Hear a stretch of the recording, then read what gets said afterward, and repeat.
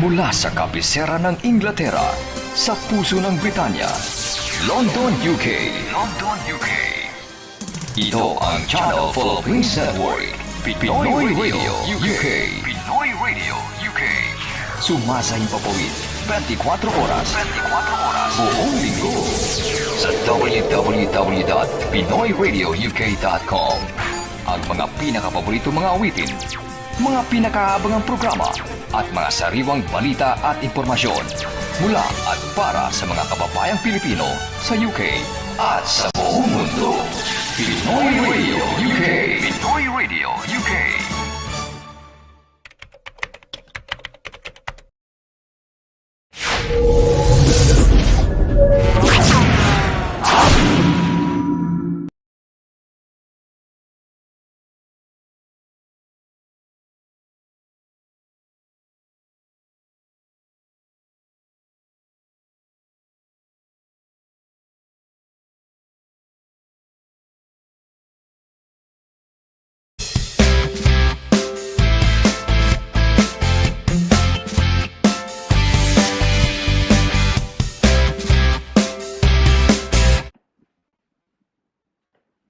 Hello! Happy Thursday po sa inyong lahat. Now, bit of bad news nga ngayon. Unfortunately, Sonny is not with us. May sakit po siya. He's just come back from holiday. Well, actually, last week now, beginning of the week, babalik nga lang niya. But he has temperature, he has a very bad cold, unfortunately. So, can't join us today. But I will try my level best to fill his very big shoes, no? So I hope you will be able to, you're able to join us, ako tsaka si Paula, of course, today, the Happy Thursday Immigration Corner po natin, no? And there's a slight change, I thought, to yung format nga natin. So usually, di ba, may topic ako, no? And then we talk about the topic and then and maybe there's some questions on it. But ngayon, magagawin natin kaunti. Dahil ang dami nating mga questions. Last week, unfortunately, I wasn't able to make it. So the questions from last week at actually this week, no, pinagsama namin, and they're all very interesting questions, no. And so ang gagawin ko, I will deal with each questions in more detail, no. So yung time nga natin, we will use it to deal with those specific questions. So kung kayo nag-email kayo ng questions, sa amin nga, make sure you stay tuned, no? Kaibigan nyo nag-email, para hindi sila nanonood nga ngayon, make sure you tell them, the question was dealt with. So, certainly watch us again, yeah? So, it's, marami tayong questions, starting really with things like, kung pinanganak ng bata sa atin, no? Sa Pilipinas nga, tapos nandito bumalik sa atin, ang mangyayari. Child benefit, no? Visit visa, okay? Fiancé visa potentially also, skilled worker routes, ang dami, ang ganda mga questions natin. So I thought, just for change nga, no, rather than having one topic, ang gagawin natin, we'll deal with all the questions, but have a little bit more time to actually deal with the provide details nga. So hopefully you will enjoy, because I'm certainly looking forward to it. And the questions, I mean, the questions are great anyway, no? I'm always astonished about the facts, no? Dahil bago usually. So I'm always astonished about that you take the time and ask us these questions. So it's always very interesting for me. But this week or last week, tsaka this week particularly, mga questions ang ganda. So I hope you stay tuned. Anyway, so happy Thursday po sa inyong uli. I hope we have greeters, no? Who's our first greeter kaya? Oh, Oliver! Oh, I'm so sorry. Last week, I missed you. I really did, no? So, galing po kay Oliver Fernandez, our friend from the US. Good evening all, sabi niya. Temperature's plummeting. Tama ka. And the weather slowly turning. The leaves are looking festive and frost is slowly coming back every noon and morning. Let us all get the hot cocoa warmed up, get cozy and bundle up as we listen to our favorite Happy Thursday program. Oliver, you are I tell you what, you should be a poet, no? It's astonishing. There's, it's very informative nga yung sinasabi niya. It's beautiful, no? It's prose, huh? Oh, thank you for greeting us, Oliver, especially with that. Truly, it's like prose, no? It's beautiful. Thank you po. No? Oh, Miss Paner, the lovely, lovely Marian Galicia Paner. Hello po. Magandang gabi, Kuya Sonny. Sorry, no Sonny today. And Atty. Lira. At sa lahat, happy Thursday po and stay safe. God, always. God bless us po and stay healthy.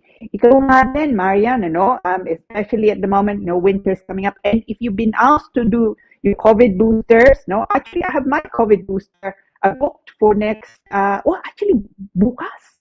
Meron akong COVID booster bukas. So think of me at about 3 o'clock, 3:30 COVID booster ko. So if you've been asked, if you could do it, May Tigbao, May. Hi May, yeah, May Tigbao Vargas. Hello, good evening. Happy Thursday to everyone. God bless May. Hope you're okay, no? And that you're inside because it's cold outside. Jared, hi, Jared, Jonathan Gag. Hello, good evening po. Pa-shout out. Of course, Jared, no? Shout out is the least I can do. Thank you for tuning in, no? Sino pa po ba? Gigi Lampro. Good evening, Attorney Lira and Derek Pau. Happy Thursday, all viewers. God bless. God bless Gigi. I hope you're well, no? And you're enjoying the Thursday. And I hope you continue tuning in. We have a great topic today, and actually the topics are numerous. Dahil nga yung dealing with questions, no? Oh, our friend, the Libro clan. Oh, balik mo. So, Rudy Libro, happy Thursday. Napakalamig ng gabi. Tama ka. Lovely at elegante at Lira. Slim. He is actually slimmer, probably, because he's probably lost more weight nga, no? Message Sir Sonny. Super, Sir Edgar. Dagdag kaalaman and lovely. She is actually lovely, Direct Paula, and all happy viewers. No, God bless us, Team Libro. God bless Miss Libro. I hope the family is okay. No, so yeah, no, definitely shout out to Team Libro. Oh, galing. Mario Sandre Inache. No? Hi po, what a beautiful evening po sa lahat. Especially Sir Sonny and Attorney Leary. Sorry, wala si Sonny nga ngayon. But tama ka, no? I hope everyone has a good evening. It's actually quite a nice evening tonight. Hindi nga umulan, at least hindi pa. The weather was a bit cold nga today, but okay, it's fall, no? Soon to be winter. I think we only probably have another 3 weeks or so before full-on winter. And then, of course, Christmas na. Oh, Lizzie Hobbs! Hi, Miss Hobbs. Lizzie Hobbs, magandang gabi and happy Thursday po sa lahat. Gorgeous. Oh, this woman. Gorgeous, Attorney Lira. And get well soon, Sir Sonny. Yeah, tama ka, Lizzie. It's that's what happens nga. I don't know, but you nga, pagka nag-holiday ako, I'm always sick. I don't know what it is, no? I think you maybe ibang klase ng weather sa dati, and maybe it's also the traveling, especially if you're going on a plane, the lurgies are swirling around. So there you go. Miss Gilling, M. Gilling, happy Thursday po, Ma'am Lira. Good evening po sa lahat. Miss Gilling, hello, how are you? I tell you what, Miss Gilling is a lovely woman. Thank you for tuning in. It's great to have you back because I know you were away. So it's anyone else kaya? Oh, okay. So we will come back to our greetings later on. So if you want to greet us, you're very welcome to. We'll come back to you later. No. But what I propose now we do is tingnan nga natin mga questions. So we have, as I've said, we have a whole host of questions. Okay. And they're all very, very interesting topics nga. So let's launch into it. And I hope that if you sent your question in, that you're watching us. So, first question natin. Paula. Okay, galing to kay Mia Turner, Sonia actually. So kilala ko siya. So, tanong ko lang po, may rights ba ang anak ni G, I know who she means, sa Pilipinas, enter the UK? At anong age ang bata to enter yung limit? Now, let me start by saying this. I know who she means, no? Yung may background nga. So, just to put it in context, ito, no? Um, there are a number of ways na of obtaining British nationality. Okay, yung question ni Sonia is deals with with one of those ways. Now, background po ito. Child of British father, no? Pinanganak sa atin sa Pilipinas. Okay. Tapos, kinuha yung bata at saka yung nanay ng bata dito sa UK. Now, unfortunately, namatay nga yung tatay, no? Tapos yung nanay at saka yung bata bumalik sa atin.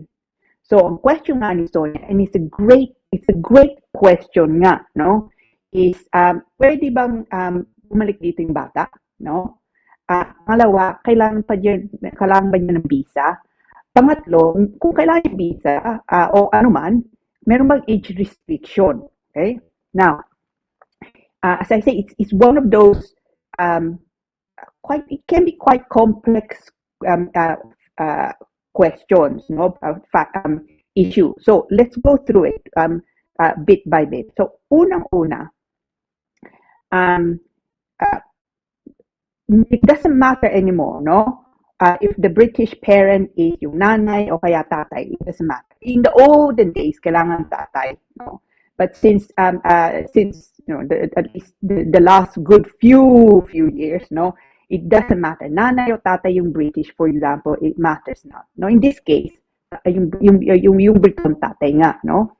Now, kahit nga pinanganak yung bata sa atin, sa Pilipinas, o anywhere else, frankly, no, dahil pinanganak siya, ang tatay niya, in this case, matters na kung nanay nga, nung pinanganak siya, tatay niya, Briton, no, British na nga, no, it means she is automatically British.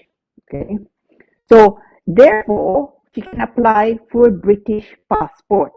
Namatay yung tatay niya, kahit nga, no? Dahil nga, nung pinanganak siya, British na nga yung tatay niya, makukuha niya yung citizenship ng tatay niya. So, she then becomes also British. She doesn't need to register o kaya mag-apply ng leave to enter the United Kingdom, even if it's settlement status. Hindi kailangan yun. Dahil siya, British na. So, itong batang to, she has immediately dual nationality. So, Pilipino siya, of course, no? Filipino passport holder siya. And he can apply directly for a British passport. No need for registration. Kailangan lang niyang pakita na talagang yung tatay niya ang Briton. So, nung pinanganak siya, I'm sure meron nga siyang birth certificate. Nandun siguro yung tatay. Na kailangan din niya ibigay yung birth certificate ng tatay o hindi yung passport kahit namatay nga tatay na. So, ang mangyayari, pagka nagpasok siyang application, kung sabi ng Home Office, okay, yeah, we accept nga she's British, ibibigyan nga siya ng British passport. No? Mabibigyan siya ng British passport. So, from there, kung British passport holder na nga siya, kahit nasa Pilipinas nga siya, pwede na siyang pumasok dito. Ang maganda natin, pwede siyang samahan ng nanay niya. Okay? Yung nga lang nanay niya, limited leave to remain muna, hindi nga indefinite, no? So, usually that would be for 2.5 years or 2 years, 9 months. Pero pagka nanditong nanay, pwede siya magtrabaho, pwede siya mag-aral, kung ano man really, no? There's no limit as such.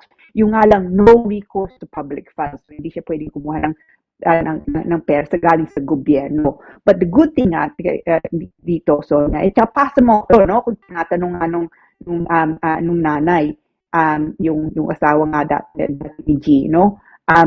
Kung gusto niya alaman, pwede bang pumasok dito yung bata? Absolutely. And better than that, yung bata nga, makakakuha siya ng British passport. So, kung meron kayong, kung kaso nyo nga, pinanganak kayo sa atin, sabihin natin, no? Pinanganak sa atin, tatay nyo o nanay nyo British, ibig sabihin, usually, you can inherit the citizenship. The only thing is there's something called British by descent, no? Pero in this case, si G, Brito nga siya dito. Siya pinanganak, he was living in the United Kingdom until the time nga namatay nga siya, unfortunately, and he died fairly young.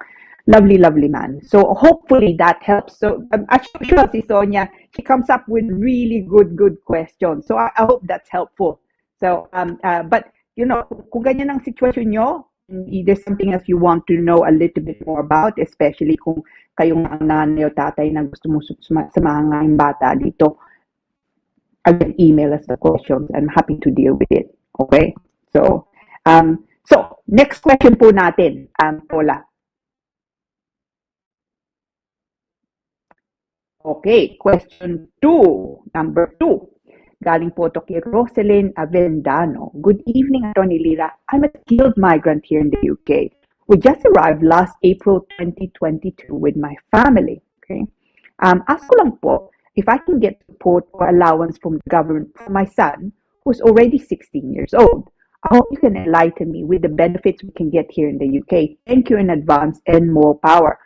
Now, again, a great question galing kay Roslyn. Salamat po, no? Because this is also, actually, it can be quite important. Then, meron mga kliyente, either they don't claim what they should be claiming o kaya they claim something they should not be claiming, no? So, it then may affect nga yung extension yung later on. So this question is actually quite important. Now, ito po, Roselyn, ang question mo siguro is to do with child benefit, okay? And this child benefit is considered to be public funds, okay? Now, the weird thing now with child benefit is, yung makukuha mo yun if you are entitled, hindi yung bata. So sabihin natin, yung anak mo, British na, no? Pero ikaw, as you say here, skilled migrant ka. So you're here on work visa. Yung visa mo, there's a if like a condition, no? No recourse to public funds. So ibig sabihin, no public funds. Now, but it doesn't matter kung anong status ng bata, kahit nga British siya. Because ikaw, ang assessment nila sa magulang or whoever is claiming it. So, because ikaw mismo nga, no recourse to public funds. Ibig sabihin, you cannot claim child benefit. Child benefit at the moment would usually be available to someone in the United Kingdom who has a child, and it would be £21.80 per week, which is actually nakakatulong naman yun. Just slightly short of £100 on a monthly basis. But in your case, Rosalyn, kung yan ang visa mo, you will see from yung card mo, yung biometric residence card mo nga, makikita mo na permit, makikita mo doon, no recourse to public funds. Okay? And if that's the case, and that should be the case, ibig sabihin you can't claim child benefit. And the same goes for anything else really, support from the government, but certainly not, unfortunately, child benefit. So yeah, so you can't. Pagka indefinitely to remain ka na, then yeah, pwede na. But at the moment, hindi pa po. But by then, siguro, 18 na yung bata. Because of course, it's child benefit also stops. I think 18 also is not too far away from 16. So, unfortunately not, and don't do it, ha, Rosalyn. Sometimes nagkakamali nga din yung gobyerno nga mismo, no? They send you a form to say, why don't you claim child benefit? You can't, you're not entitled to. If you claim child benefit, kahit nga silang nagkamali, no? Nagpasok ng application, dahil sabi na kailangan mo pwede ka magpasok application, they give it to you. Mapapahamak yung visa nyo next time around. So, don't do it, Rosalyn. Unfortunately. So two great questions nga so far, yeah? Meron pa po tayong questions, I think, no? The third question natin. If anything. Okay. So, actually, Paula's very kindly saying to me, look, commercial na. Let's do that first. So, huwag kayong aalis, no? Tune in. We still have great questions to go through. And so please join me. Don't go away. We're just taking a very quick break. See you soon. Mula noon hanggang ngayon, serbisyong mapagkakatiwalaan, serbisyong maaasahan pagdating sa inyong mga padalang balikbayan boxes. Dito ka na sa Forex Cargo. Sa presyong kayang-kaya ng bulsa, sigurado ka pa sa inyong padala. Forex Cargo. Dahil kailangan makarating. Call 0208-813-7064. O ano pang inaantay niyo mga kabayan? Tayo na sa Forex Cargo.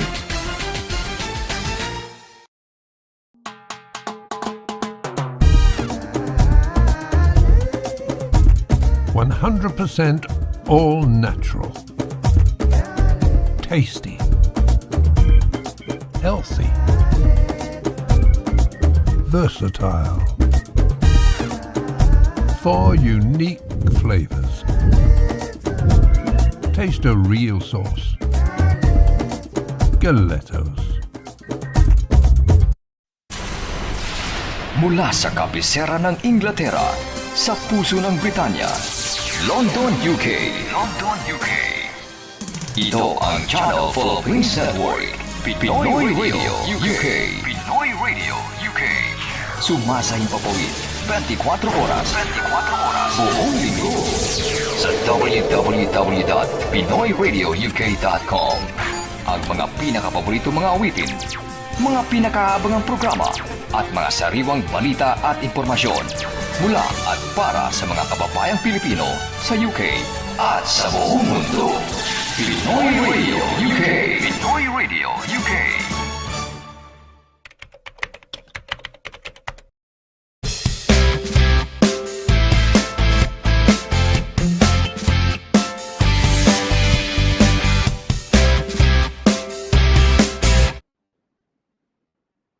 Hello, magandang gabi po. Welcome back. Yeah, happy Thursday uli sa inyong lahat. Hopefully you're enjoying our Immigration Corner Thursday. So, unang-una po uli, wala si Sonny, unfortunately. May sakit nga siya, no? So, we all wish him well, and I'm sure he'll be better for next week nga. But in the meantime, I will try to fill his very large shoes, no? So, ang topic po natin yan is actually quite a varied topic. So, today, actually, we call it viewers' questions, no? Immigration Corner, viewers' questions. So you are today dictating my topic, no? That usually I choose the topic and I discuss it nga. Pero ngayon, we thought we'd go slightly different and actually let you choose, no? Kung ang topic na gusto niyong pag-usapan natin. And we've had great questions nga. So we've discussed already kung bata ay pinanganak sa atin, tapos pinanganak sa atin, pero ang tatay o nanay, no, Briton, ano mangyayari, no? That was a great question from Sonia Turner. Tapos, of course, from Roselyn Avedano, ang question nga niya, okay, if can she claim child benefit, no? Nandito siya on a skilled worker route. So that was again a great question, because the issue nga of no recourse to public funds, and indeed public funds, no, can be very confusing. Tapos if you claim it, tapos hindi ka naman entitled doon, baka mapahamak ang application nyo next time around. Never mind, also babawiin naman nila if you're not entitled to it. So they're great questions, but we have a few more I'm excited to say. So, let's launch into it, no, Paula? Anong next question po natin? Okay, galing po to kay Rina. Rina S. Hi, Attorney Lira. I would like to ask for some advice. My visa will expire in March 2023, and currently I have 3 dependents. My husband, schoolboy, no, and my 1-month-old baby was born here in the UK. Hindi ko po siya na-register sa Philippine Embassy. No passport, no BRP, except registration of birth in our local council. Ano po bang next step? Need ko bang isama si baby sa renewal ng visa ko? And kailangan po siyang kumuha ng Philippine passport. Many things. Rina, I'm glad you've asked this. I mean, truly, I'm so blessed talaga with the questions that you have because again, excellent question. And ito is actually quite a common scenario, especially marami tayong mga kababayan nanggagaling sa Pilipinas, coming to the UK under the skilled worker route, no care, for example, and some nurses, they're heavily recruiting, especially nga for those who are in the medical field, no? So it's actually a very, very common question, common scenario to have. Now, so unang-una po, limited visa ka, no? Si Rina, yeah? So si Rina nga, matatapos ang visa nga niya, March 2023, along with the 3 dependents, no? Asawa niya, bata nga, yung panganay nila, and the 1-month-old baby born in the United Kingdom. Now, question is really, so let's start with, anong status ng bata, ng baby? Pinanganak nga siya dito. Now, si baby, kahit, dahil nga yung ama, ay si Rina, nanay nga niya, hindi sila British dito, hindi sila British, wala din silang indefinite leave to remain. So, ibig sabihin, settlement status in the United Kingdom. Ibig sabihin, yung status ng bata, it's the same status as the parent, effectively, yung nga lang dependent. So, limited leave to remain. So, ang status nga niya, hindi indefinite, kahit nga pinanganak na siya dito. Now, so, if you like, ang visa niya, pagka nabigyan nga siya yung visa, is until also March 2023. Now, when? Timing, that, of course, that's important. No, kung uuwi kayo sa atin, sabihin natin for Christmas, November na nga tayo. Oh, by the way, if you go back sa atin, make sure you have your COVID jabs, bago kayo umuwi sa atin. So, kung uuwi nga kayo sa atin, then, kailangan ni baby, hindi nga lang ng passport, but also, kailangan yung asikasuhin din na yung visa niya, no? So, of course, kailangan yung passport, because otherwise, hindi siya papapasukin nga sa Pilipinas, no? So, you need to get a passport from the Philippine Embassy. Tapos, kailangan nyo din magpasok ng application, so matatakan din yung baby ng visa. Dahil may visa nga, ang visa nyo hanggang March 2023, so ang application nyo, ang bibigay nga din sa kanya, is until March 2023, dahil dependent mo nga siya. No? Now, kung yung magbibiyahe kayo, importante po yun. Kung hindi naman kayo magbibiyahe, no, dito nga kayo, and March 2023, of course, is only a few months away. No? You don't have to apply now, pero kailangan nyo pa rin ng passport para sa bata. No? Then otherwise, walang tatatakan. No? So, kailangan nyo pa rin kumuha ng passport para sa kanya. Tapos, pagka nagpasok ka ng application, of course, kasama mo yung asawa mo, or kasama mo doon sa application, asawa mo, dependent mo, of course, yung panganay nga, at saka si baby, kailangan nyo ding isama. No? So, yung pagbayad ng home office fee, kailangan nyo din siyang isama. So, when you make an application, sama si baby. So, ibig sabihin, you're then looking at, 1 to 3 dependents, 3 dependents ang mahal. So, but if you are on a health and healthcare work visa, then it's not as bad dahil nga the IHS is not payable also for dependents nga. Pero kailangan siyang isama. Now, actually, I had a similar question actually this week. Pero nangyari, yung nagpasok na silang application.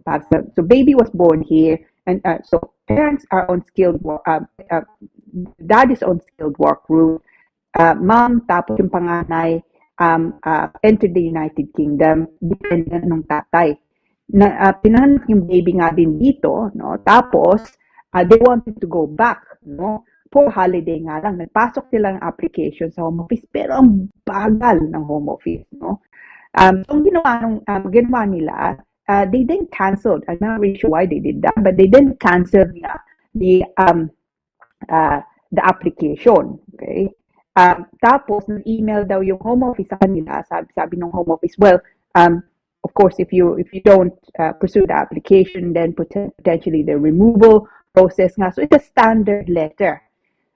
So, sa kanila, na nagpasok na siya ng application, no, para sa baby, then ang pinayo ko sa kanya, well, you need to submit another application.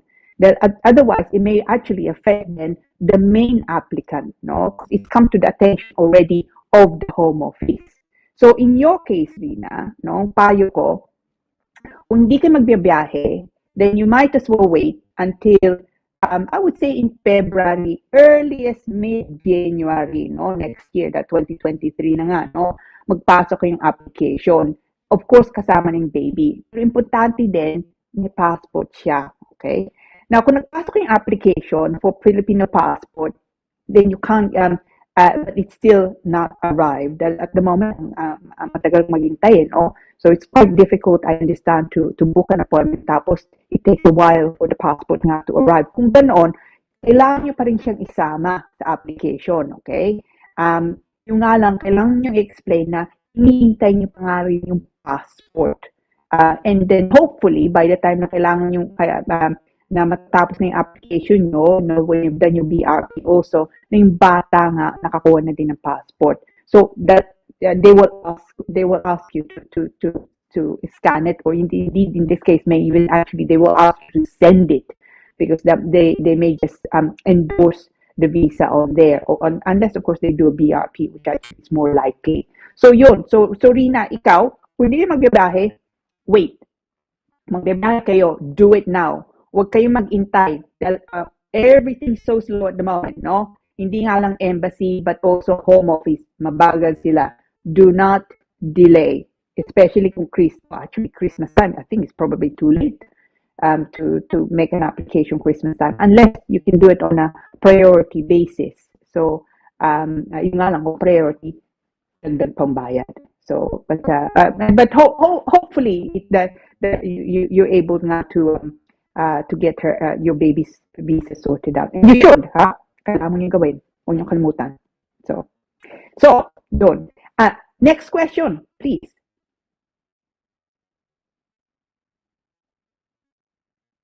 Okay, galing po to kay Harry O. Now, another excellent question. Again, another very common scenario. I get at least once a week, may inquiring ganito. So, good evening. My wife has a UK visa and a Filipino passport. We are married and living together here in the UK. We booked a 3-day, so 3 days lang trip to Rome, Italy. I'm a UK resident with a UK passport. Does she need to get a Schengen visa to travel with me to Rome? Now, thanks in advance. Okay, Harry. Now, so again, it's a fairly common scenario, no? So I'll do this in English because Harry's put it in English. So I'm assuming, no, Harry is not Filipino, but I will be corrected. So although she has a visa, which I assume is a spouse visa in the United Kingdom, and it's likely to be, she will be granted over 2 years, 2.5 years visa in the UK. Despite the fact that she has proper status in the United Kingdom, she will unfortunately still require a Schengen visa, no, to go to Italy. No? Unfortunately, it doesn't even matter that it's only for 3 days. I know it's a bit of a pain, but it has to be done. Otherwise, they won't let her into Italy. In fact, you will find that they may not even let her board the plane, because unfortunately, with airlines, they are not unfortunately, but they are required to be vigilant with the fact that whoever boards the plane has status to actually enter, the receiving country. In this case, of course, it would be Italy. So you'll find that they may not even allow her to board. So please get the Schengen visa. I know it's only 3 days, and it can be a bit of a pain. Now there are, as you know, also look, if you're going to get a Schengen visa, it's 3 days. You may want, in fact, to extend, especially with the Christmas period, extend your holiday, beyond 3 days. Because if you're going to get a Schengen visa, say for Italy, that also allows you to visit the other Schengen signatory countries, and there are 26 inclusive of Italy. So I'll list, Austria, Belgium. I'm sure you know this. Denmark, Estonia, Finland, Germany, France, so Iceland. So there are 26 in all. So what you could do, of course, and I'm sure your wife will be happy with this, is book a longer trip, because you're going to get Schengen visa anyway for Italy. So why not enjoy and also go to, say, Germany, which is not terribly far, or need you can do France, Germany, and Italy, so it's so make rather than just going to one country, I would suggest you go take a week off, 7 days, and do 3 countries. Because that way you can make use of she can make use of her Schengen visa, but unfortunately, she does need it. Just be careful. Check when her visa will expire. Okay, most countries, most Schengen signatory countries, France, for example, they want to see that you still have, or she still has, at least 6 months visa. Okay, so check that she's not, her visa is not running out. Otherwise, again, you may get a refusal. But hopefully, you're able to go, and keep us informed. That when you're back, let us know that you went hopefully okay. But yeah, enjoy, Harry. Hopefully when you're back, you don't get ill, unlike like our Mr. Laragan, no?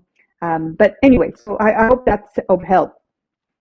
So meron ba tayong question, Paula? Oh, okay. Now, question 5. Gosh, marami natin questions, ano? Galing po to kay Carrie W, no? Good evening. Hope you can give me some advice. Anong visa po ang kailangan ang need kong i-apply papuntang London? Isasama po ako ng employer ko from Singapore to London to take care of her son while she's working for 1 or 2 months. Thanks and God bless. Again, I love this question, galing kay Carrie. Now, I love it in a number of ways. That it's of course it's an important it's an important question because it does affect quite a few people, traveling in, say, from the Middle East o kaya galing sa Hong Kong, or in this case, of course, Singapore, Also, back in the day, we're looking at 1990, 98, 1997, I was part of this, domestic work campaign. So at the time, and actually Sonia, our first questionnaire now from before, will remember this. So at the time, wala nang domestic work visa. And so I was part of a campaign to allow people coming in, say, from abroad to work as domestic workers to get proper visas in the UK as domestic workers, So pag nandito na sila, that they could then apply to extend visa, and then later on indefinite, to get even indefinite leave to remain, and also bring family into the UK. So for some time, in 1997, I remember now, July 1997 nag-umpisa. And then the domestic work concession, and then in 2002, it then became part of the immigration rules, proper. Unfortunately, 10 years later, in April 2012, nagbago. And this is now, yung bagong batas, that's now what you're facing, Carrie. So, unang-una po, there's still such a thing as domestic worker rule, okay? Now, yung nga lang, iba na din.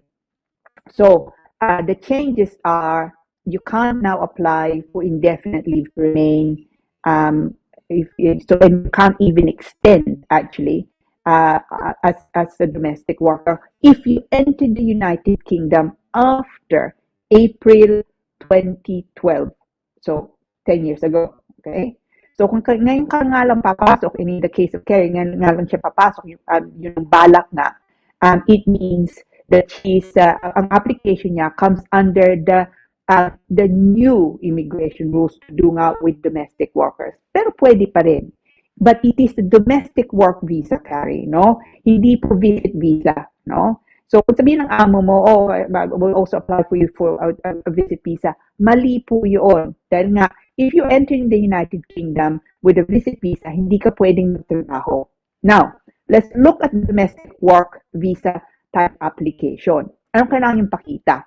Unang-una po, hindi to visit visa. Okay? Now, anong kailangan yung pakita nga? So, kailangan you are over 19 years old, not 18, 19 years old or older, okay? Have worked for that employer mo, a minimum of 1 year, okay? Work in the same household as your employer or a house that they use regularly.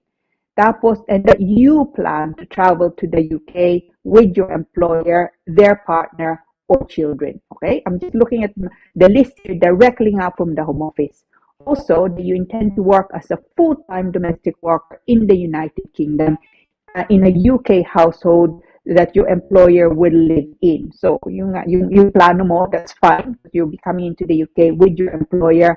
Alaga mo nga yung mga anak nga niya. No? Now, and kailangan nyo din pakita that you plan to leave the United Kingdom at the end of 6 months. The reason being, ang maximum pong bibigay sa iyo is 6 months. And there's no extension possible. Okay? Also, it follows also, if you can't get an extension, it also follows that you cannot also then get indefinite leave to remain. Okay? So it's 6 months maximum po. And of course, kailangan nyo pakita that you're able to support yourself in the UK without the need for public funds. Okay? And by that, they mean exactly that, no? So, no universal credit, certainly no child benefit. So, yung sweldo mo, sapat. Okay? Now, yung employer mo, there are also conditions to do with your employer.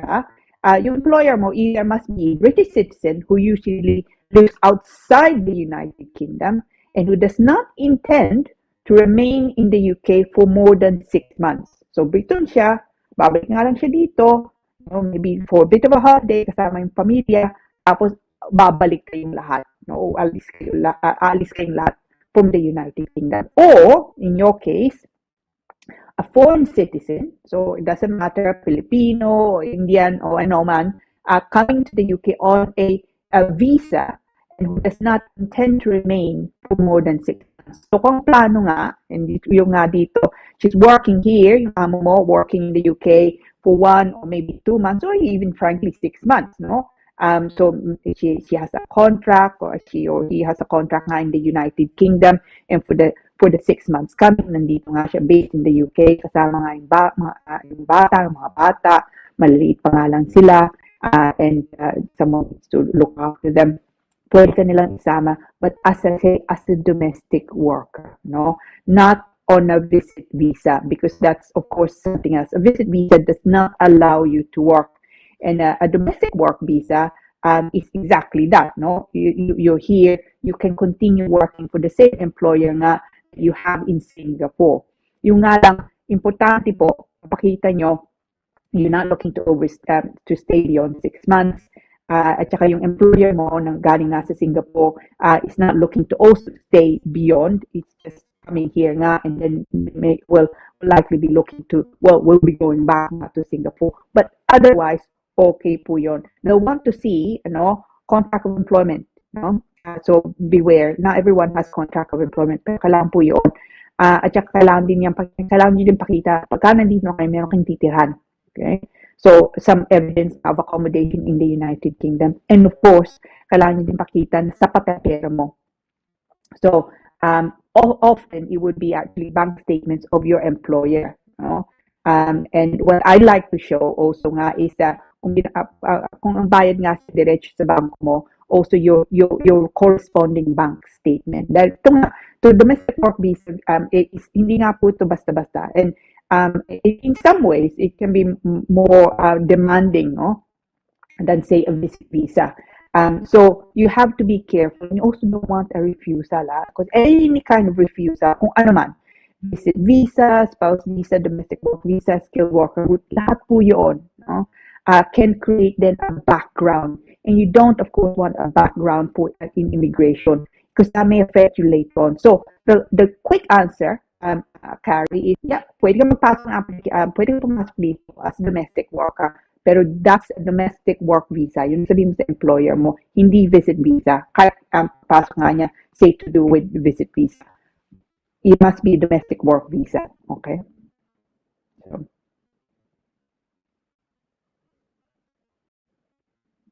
okay. Question 6. I also like. I know I've said it before, no. Pero mga questions natin, truly, they are astonishing caliber, no. So, hello, Attorney Lira, and to the viewers. Sana mabigyan niyo po ako ng advice o opinion niyo about marriage visa in the United Kingdom. My fiance and I are planning to visit the UK first using a tourist visa for 6 months before we get a marriage visa. Okay lang po bang gawin ito? Thanks in advance. Now, Faith, okay. This is, kahit maiksi nga ang question ni Faith, it actually involves quite a lot of options, no? And we'll go through that. Yeah? So, okay. Unang-una, there are a number of ways of coming into the United Kingdom pursuant to say, bago kayo ikakasal. Now, yung sabi mo nga, what about a visitor visa muna? Now, let me make certain assumptions. Ang una nga, and it's not entirely clear from the question, but I'm assuming na yung fiancé mo dito nga nakatira, tsaka Brito, okay? But I'll also kung hindi nga siya a scenario where perhaps you're both visitors. So, yung fiancé mo nandito, no? Gusto kanyang kunin to maybe visit the United Kingdom first, which is actually a great idea, no?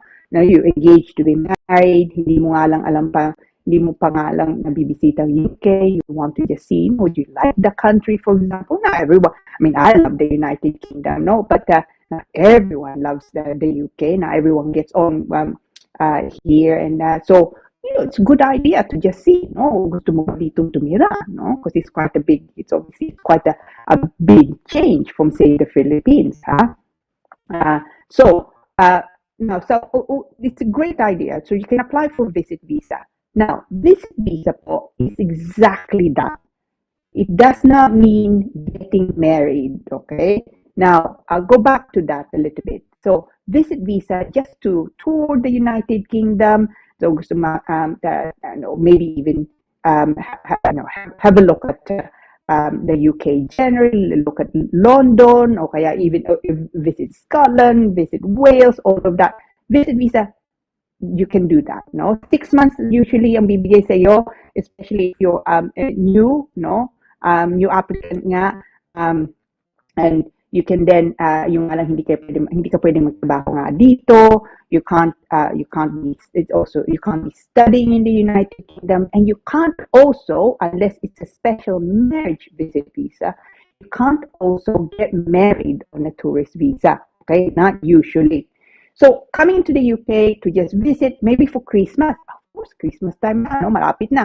For Christmas, sure, you can do that. Now, there are massive limitations, not least of which is 6 months maximum nga. You still need to be able to show na meron kayong pera, meron kang titirang pagka nandito ka, at saka lalabas ka. That often is the reason for refusal, no? That the Home Office is not convinced, babalik ka pa sa atin. So be careful and be clear what it is that you're coming in for visit visa. You're applying for visit visa. So yung statement nyo, I usually prepare a statement for my clients. Sabi nga, we say there, ano bang plano? And kung ang plano nga you want to come to the UK just to visit, just to see what see him or her nga dito and see how the life is. See exactly that, no? Tapos ang plano uuwi ka nga, babalik ka sa atin with the view to maybe entering the UK, say, on a more permanent basis. So let's look at that next. So visit visa, the normal one, You can't, you can come in, but yung nga lang walang trabaho, and you can't also get married in the United Kingdom. However, there is such a thing as a marriage visit visa. Okay?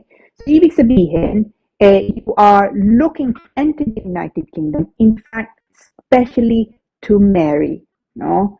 And that's allowed. No? So, yung nga lang, when you enter the UK with a marriage visit visa, after marriage, hindi po pwedeng yung ipalitan to a spouse visa na allowed po. The visit visa pa rin kayo eh. No?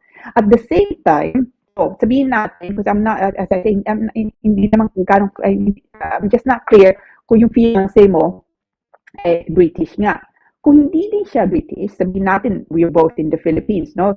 You want, however, to marry in the United Kingdom, because you like the UK, or you want to marry in London, sabihin natin, meron kayong mga pamilya nga dito, you can of course both apply for marriage visit visa, and then you can get married here, tapos balik kayo sa atin, no?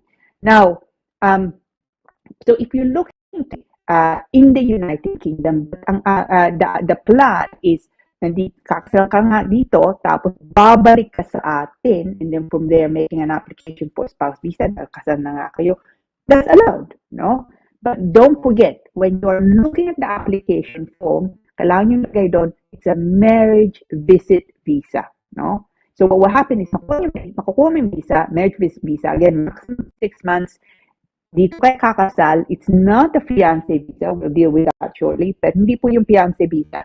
But mangyayari nga, pwede kayo kasal nga dito, babalik kayo sa atin, o babalik ka sa atin, and from the Philippines, you make an application for a spouse visa to come back into the United Kingdom. Okay?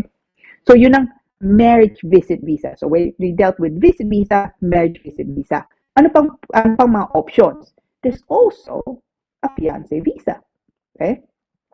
Now, iba po yun sa visit visa. Now, or indeed marriage visit visa. Fiancé visa, you need to show pretty much yung mga conditions that they require for a spouse visa. So yun, kailangan pakita na you've done your English language, which the A1 test, hindi naman siguro problema. You've done also you've satisfied also the issue of income, no? Yung income na so yung fiancé mo, ang income nga niya is no less than 18,600. Meron kang accommodation, no? You've done the TB test. So all of those kailangan pakita, no? Very, very similar to a marriage visa nga, spouse visa. So yung nga lang, the difference between a fiancé visa and a marriage visa is of course hindi pa kayo kasal.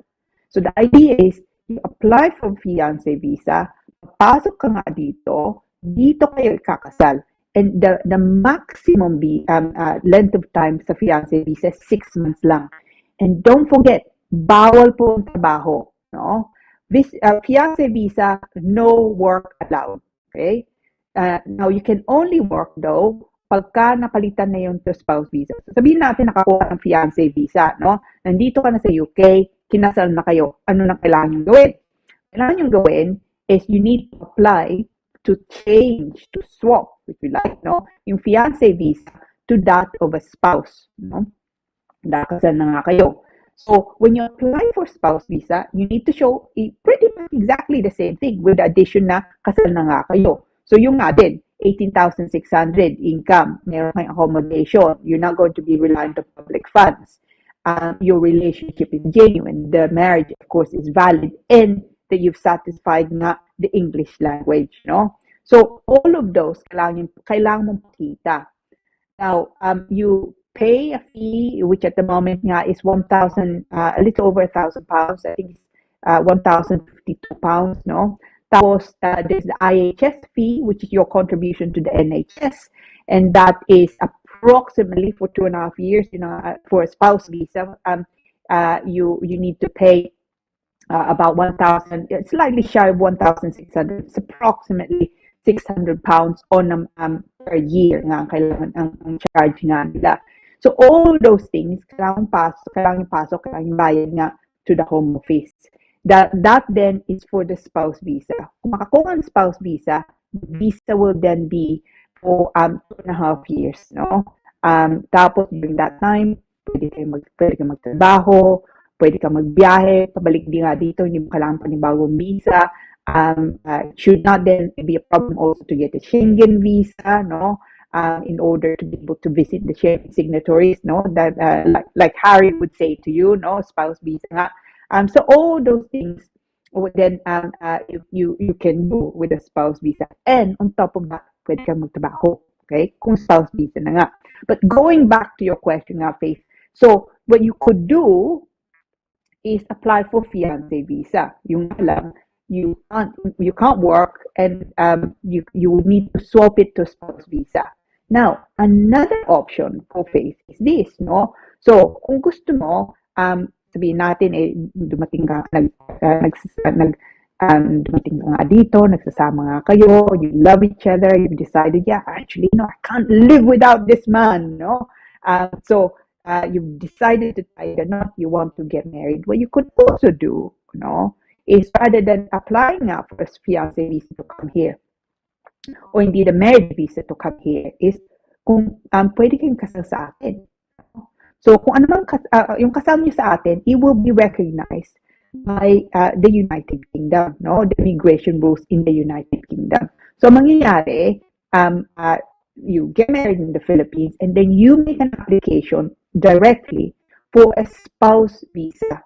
So, ibig sabihin, rather than applying for fiancé visa and then a spouse visa, or indeed a visit visa or marriage visit visa, you could also do, kung decidido na nga kayo, kasal kayo sa atin. No?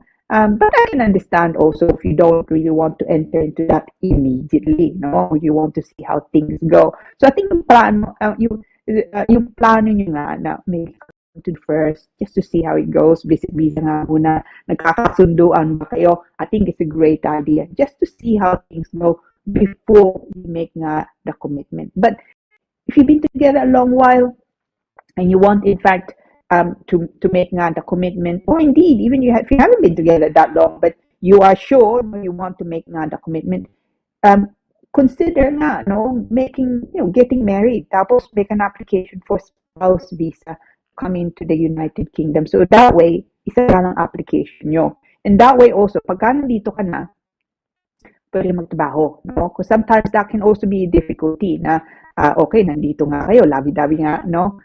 But there's also the practicalities, no? Na of course, pagka nandito na kayo, na you need to pay rent, food, cost of living is quite high.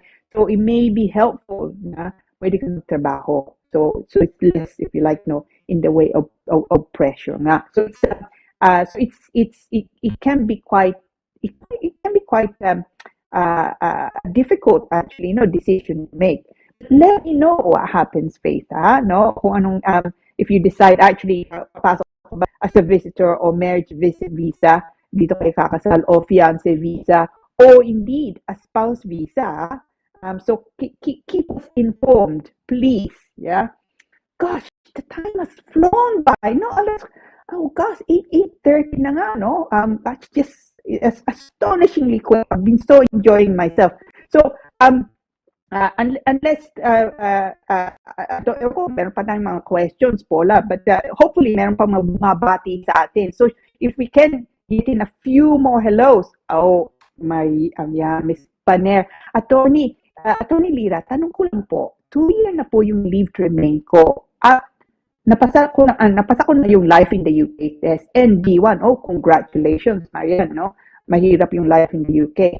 Pwede na po ba ako mag-apply ng naturalization? Maraming salamat po. Yeah, Ms. Paner, ang kailangan pakita, no, for naturalization, so that's the stage before getting a British passport, na you've been in the United Kingdom a minimum of 5 years during and the last with a visa, okay, and the last 12 months must be indefinite, no? So kung yung indefinite ka 2 years ago, nakapasa ka ng life in the UK, nakuha mo na the B1 test, you should do it, no? So alam mo naman siguro, if you don't know, then ang proseso nga, you need to apply unang-una po for naturalization, ha? You just need to make sure that you satisfy all the points. So They would be things like I've said, 5 years leave to remain in the UK, last 12 months must be indefinite. You must not be absent for more than 450 days in the last 5 years or 90 days in the last 12 months. Okay. You should not have any immigration background. If you have an immigration background, they may want you to have 10 years clean immigration before they would entertain a naturalization application. No, you should not have any criminal convictions. Kung meron kang mga criminal convictions, then you should of course explain that away. But yes, no, absolutely, you can. If you've had in the last 2 years, no, if you've had indefinite leave to remain in the last 2 years, and before that you've been in the UK anyway continuously, without any background for 5 years, you should do it, Miss Paner. About time, then you'll be dual.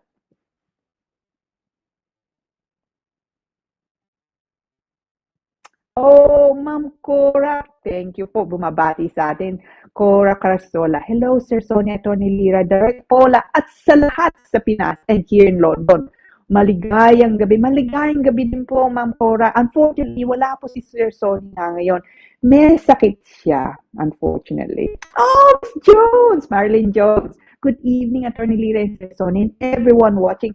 Hello, Miss Jones. Hopefully you're well. And kamusta sa mga kapatid mo, no? You will remember Miss Jones as one of the dancing queens, no? She's a great dancer. Oh, Analu, hi Analu, Analu Anpuesto. Amazing evening, Attorney Lira, Kuya Sonny, Direct now, and to all viewers. Stay safe and healthy. God bless. Yeah, to you too, Analu. Analu is a hardworking, lovely, lovely person. So, ikaw nga din, stay safe and healthy, everyone, no? Sabi ko nga, I have my COVID booster tomorrow at about, I think, 3 o'clock or 3:50 ang appointment ko. I wouldn't say that I'm necessarily looking forward to it because, of course, needles, I wouldn't describe myself as being terrified of needles. Hindi naman. I don't enjoy the experience, but I'm going to do it, no? Dahil importante po sa atin that, you keep yourself safe. Sabi nga ni Analu, stay safe. Miss Paner, absolutely. And one way of staying safe is, of course, getting your booster. So kung entitled na kayo, don't forget, no?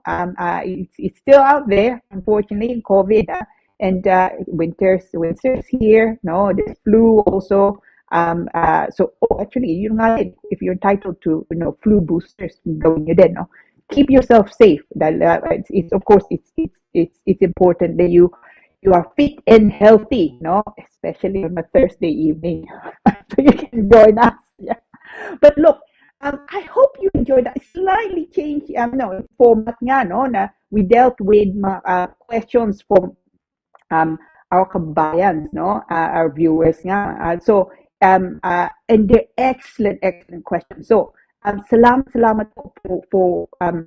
for asking the questions and emailing them in advance. So, again, kung meron kayong mga questions and you want us to deal with it at the next Immigration Corner po natin next Thursday, of course, the Happy Thursday next Thursday, then please email us. You're also very welcome to email me. Ito pong email ko, cabatbat@douglas-simon.com. Yung nga lang po, telephone number din namin, ito, 003-375-0555. Yung nga lang po, lagay nyo dun sa subject, pag mag-email kayo, Immigration Corner. That way, pag binuksan ko, you'll find, I open my emails at all hours nga, no? When I close it, I don't find it again unless you put down Immigration Corner. I can look for the subject nga. At saka kung pwede po, lagyan nyo din yung telephone number nyo, no? Because it could be that it's easier for me to just call you, no? Maybe a bit quicker nga. But otherwise, kung yung mga topic nga natin kanina, and we dealt with a lot, no? Kung meron kayong mga questions doon and you want to know a little bit more, and you want me to send you maybe a link to the relevant rules nga, no? Just email me. Itong email ko again, cabatbat@douglas simon.com. Telephone number po namin 003-375-0555. Now, a lot of yung mga topics nga natin, and actually some articles that written, no? It's on our website, the Douglas Simon, yung opisina po, Douglas Simon website. Ito po, Douglas, so www.douglas-simon.com. Makikita nyo doon under the news section is my up-to-date articles nga, kind of low comments or commentary and questions answered. So if you are looking for topics nga from last few months, it could be that it's there, no? So check it out, no? It's under the news section of our website. Now, okay, gosh, ang bilis ng oras, no? I've been so I do look forward to Thursdays na. Ang tawag nga natin Happy Thursday. It truly is, at least for me. I don't know about anyone else, no? I hope it's also kind of a Happy Thursday for you. And today particularly I'm happy about because we've had excellent, interesting, questions. And sometimes lawyers easily forget nga, no, that of course kung ano man ang batas needs to be applied to life. So it's good to actually hear and know kung ano nga mga questions nyo and then be able to deal with it. So keep them coming, okay? So hopefully next week we have great questions nga again, and with any luck, Sir Sonny will be able to join us. We wish sick po siya ngayon. He's just come back from holiday, but yes, he's unwell. Oh, Ma'am Cora, we love her, Ma'am Cora. Yeah, many thanks for all the questions shared to us by our fellow viewers, as well as advice from Attorney Lira. We have learned from them, and we may also share to our fellow Filipinos needing them. Night, Ma'am Cora. Ma'am Cora is a lovely, lovely woman. I tell you what, she's a credit to us all, no? She really is. And thank you very much for watching, Ma'am Cora, no? Hopefully you stay tuned again next week, no? So unless there's anything else, Paula, I think we just say time to say good night. And I hope you keep well, no? At saka kung meron kayong mga questions, as I've said, email me. Hopefully next week we will be joined by the lovely Mr. Laragan. So just leaves for me to say Happy Thursday po uli, and certainly greetings from me, and thanks to our talented and invaluable director Paula Perez nga, because without her we won't see each other because I would not be online. So thanks, Paula. Anyway, just to say good night. And I hope you're well and see you next Thursday. Happy Thursday po. Bye.